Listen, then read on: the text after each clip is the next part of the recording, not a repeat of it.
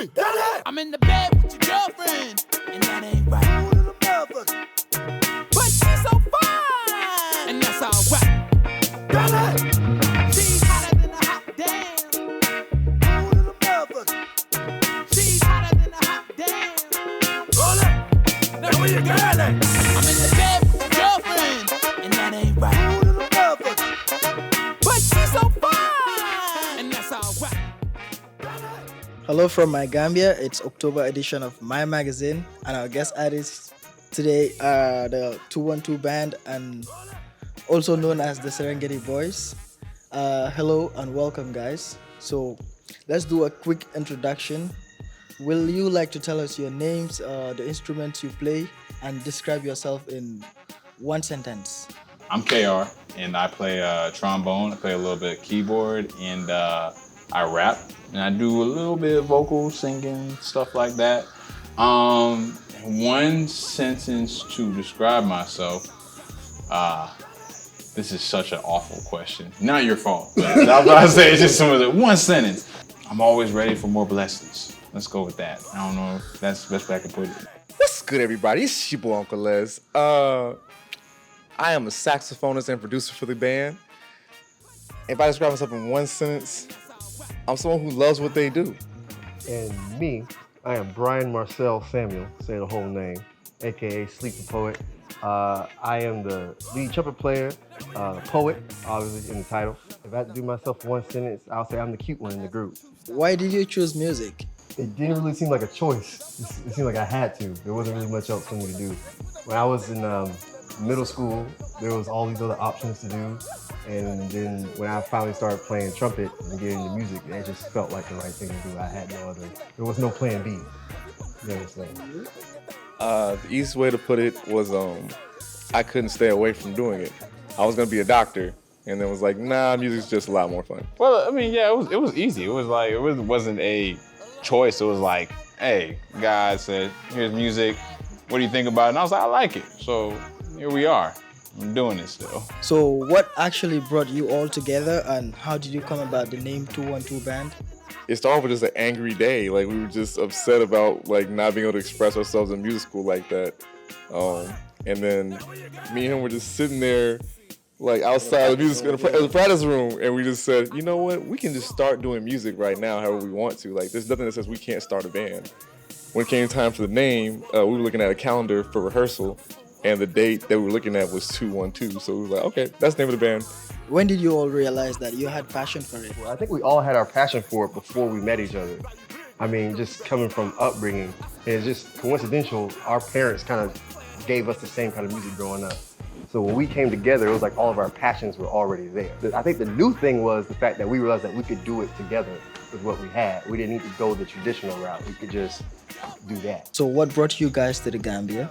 I would say the big reason we came out here was opportunity and getting connected back to your roots. Like, we all just said, you know, it's time to go back to Africa. It's time to go back home. So it was not the easiest transition, but once we got here, it was like, should have did this years ago. So what's your source of inspiration? Musical inspirations, wow.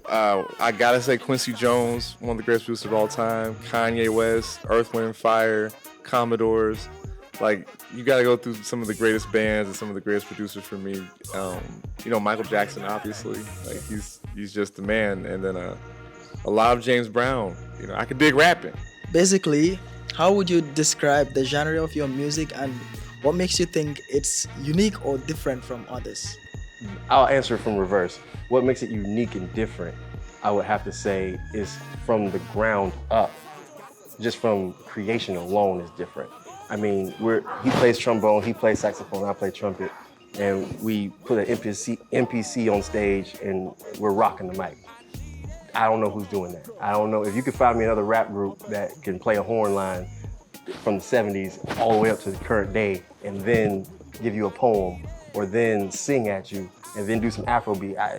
So basically you're saying like there aren't people that are doing this same thing you're doing? Not literally from composition, there's no one doing it. So if I were to call it something, hip hop fusion is the best way to do it. That's the most digestible way to get it into you, but it's so much more than that. It's an experience. How are people reacting to your music, listening to it for the first time?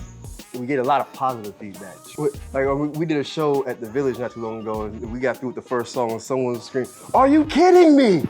It was like, "Are you joking?" It was like, "Yeah, no, it's a lot to take," and it's hard for us to see that way because that's how we hear music, is like that. Some of our favorite music is fused like that. So when you show someone that live, it's a lot to take in. So how much difference do you see with the crowd here compared to the US? It all depends on who you're performing for. I don't think there's much of a difference because the audience changes within each region. Probably the main thing I would say is different is that over here they're willing to dance a little bit more. Like when the song plays and they like a song, they might dance a little bit more.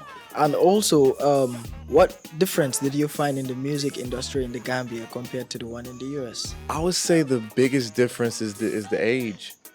You know, when you're inside of a city like Atlanta, where the music industry has been that strong for that long, and then you come to a place where Gambia, where it's so new, it's a lot of fresh ideas, but people are also like listening to the rest of the world while being so serious about claiming their own identity, and they're making that. So I would say it's a lot more exhilarating because you're constantly going like, wow, like what is gonna happen? Like what's gonna work, what's not gonna work? Versus Atlanta, it's like, okay, this is tried, true, and tested like around the world. So people come here to get this sound versus come to a place that's making it sound.